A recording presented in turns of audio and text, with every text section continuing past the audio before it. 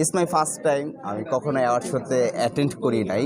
ধন্যবাদ জানাচ্ছি AP house super model of the year season 4।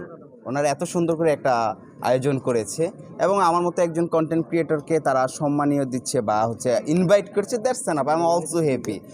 আর হচ্ছে প্রত্যেকটা কন্টেন্ট ক্রিয়েটরকে এভাবে অ্যাপ্রিসিয়েট করার দরকার, যেটা করেছে আমাদের AP house super model of the year এই প্রোগ্রামে।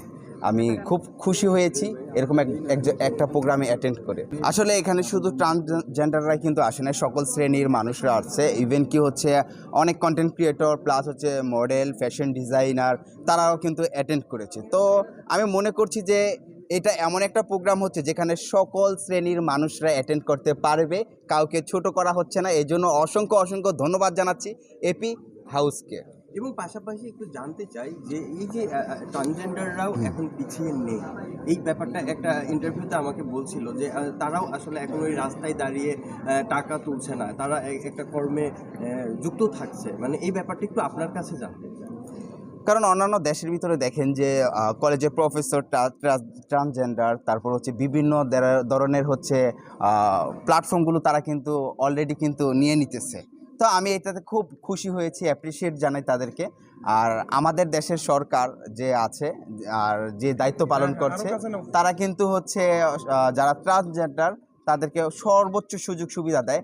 আর অনেকে আপনি বলছেন যে রাস্তাঘাটে টাকা তুলছে, তাদের মেন্টালিটিটা হচ্ছে যে এরকম যে না আমি এটা করে খাবো। তাদের মনের ভিতরে এবং আত্মবিশ্বাস কনফিডেন্সের সাথে যদি কাজ করে যে না আমি এই কাজ রেখে আমি নিজেকে ডেভেলপ করব, তাহলে আই হোপ প্রত্যেকটা শ্রেণীর মানুষ এবং এই শ্রেণীর মানুষগুলো অনেক উন্নত করবে এবং আমাদের দেশের বিভিন্ন স্থানে তারা পজিশন দখল করে নেবে। আপনি কি কখনো দেখেছেন আমি কাপল ব্লগ মেক করেছি বা আমি বিবাহিত? মোটেও না। কাপল ব্লগ কারা করে? যারা হচ্ছে বউ ব্যবসায়ী।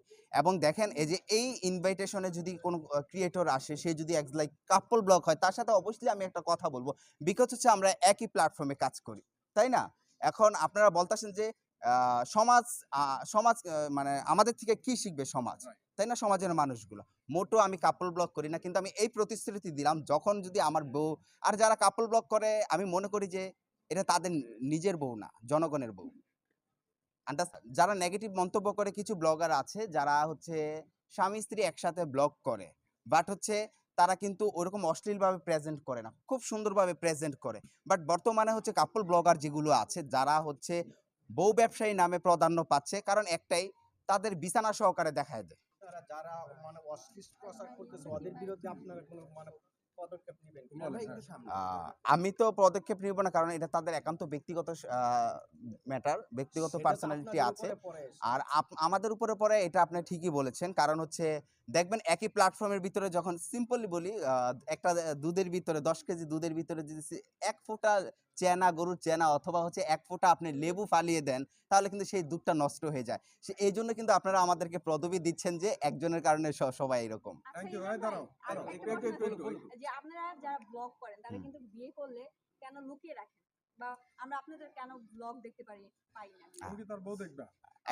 এখন আপনি আমার বউ দেখতে চান, তাই তো? তো আমি হচ্ছে প্রথমত বলছি আমার বউকে কখনো প্রেজেন্ট করব না। আপনাকে বলি না, যারা ব্লগ যারা ব্লগ করে, যারা ব্লগার, তাদের এটা একান্ত ব্যক্তিগত ব্যাপার। এবং যারা হচ্ছে সুশিক্ষিত সমাজের সাথে চলতে চায়, কারণ সবার মেন্টালিটি কিন্তু এক না। এখন আমি দেখতেছি হ্যাঁ, খুব ভালো। এবং হচ্ছে বাংলাদেশে ম্যাক্সিমাম বেশিরভাগ মানুষই হচ্ছে মুসলিম, এবং প্রত্যেকটা ছেলেরই উচিত যে তার বউকে পাবলিকলি না করা। তো আমি একজন মুসলিম পরিবারের সন্তান এবং বেশিরভাগ মানুষ বাংলাদেশের ব্লগারগুলো মুসলিম। হ্যাঁ? এই যে যেমন ফর এক্সাম্পল ফ্রি মোশন কিন্তু তার বউকে কিন্তু প্রেজেন্ট করেনি আমাদের সামনে। পর্দার আড়ালে বিয়ে করেছে। আমি তাকে ফলো করি এবং তার মতো নিয়ম কানুন মেনে আমি বিয়ে করব।